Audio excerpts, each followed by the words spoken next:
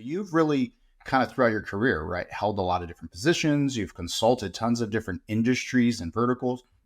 So when you look at that and you've taken across all those experiences, how do you feel that that's actually shaped your perspective on one, the customer, and then the employee experience, and then how those two combine within the contact center space? Because obviously you didn't have a background in contact center, then you kind of went into it. And so everyone usually has a preconceived notion about the world of the call center if you're not in it. And then when you're in it, you have your own. So how did that shape your experience getting into it and finally seeing what it was like behind the curtain? So what was fascinating was early on in my career at General Motors, I did spend time on the assembly line. And so and it's a very structured job, you have a very specific thing that you're supposed to do.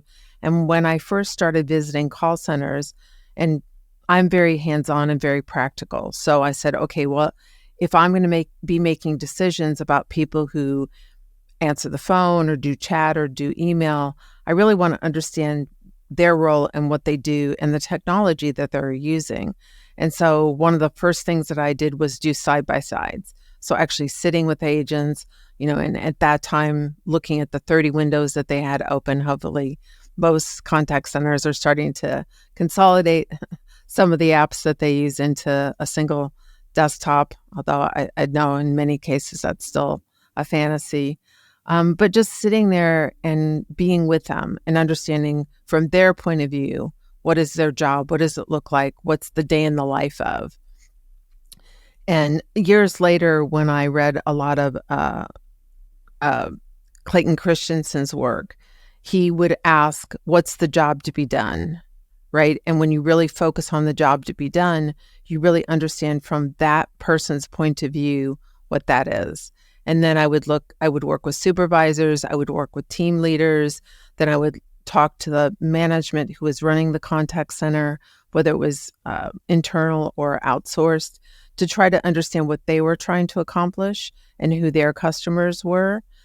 And then looking at the brand and the brand voice, looking at it from the marketing's point of view, looking at it from the contact center leader's point of view. And so part of that was a process of me getting educated on what that was. But what I found, because I didn't, as you said, I didn't have that solid background in the contact center, what I found was that was a really good practice to actually see in action what people were going through, what their priorities were, and the things that were important to them. And so it just became part of how I did things. And then oftentimes, you'd hear calls or you'd hear examples of what was happening. And sometimes the experiences that we were delivering weren't very good. And so I would say, hey, can we make a note of that one? And then I would take those particular calls or interactions. And when I was in a meeting with C-level or whoever was making budget decisions or strategic decisions, I would say, hey, can we replay that?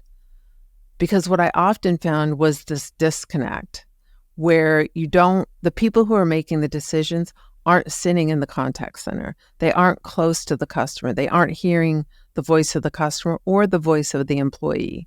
And so as a result, they make decisions at a level where they're not really fully cognizant of the impact that those decisions are going to have.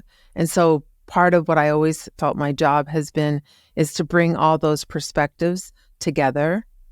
And sometimes sometimes you do have CEO level people or executives that will come and do this kind of experience, but oftentimes they don't. So being able to play calls and just have executives be a little bit closer to what that experience is of their customer and of the employees who are delivering those, and seeing that oftentimes the experiences really aren't the employee's fault. It's the technology, it's the process, it's the policies, it's the way that we've structured their jobs. And then just bringing that all together to say, is this really the experience that we want to deliver? And then, oftentimes I would say, the reaction would be, well, that's just got to be a one-off. And I would say, no, I have 50 more examples if you want to hear them.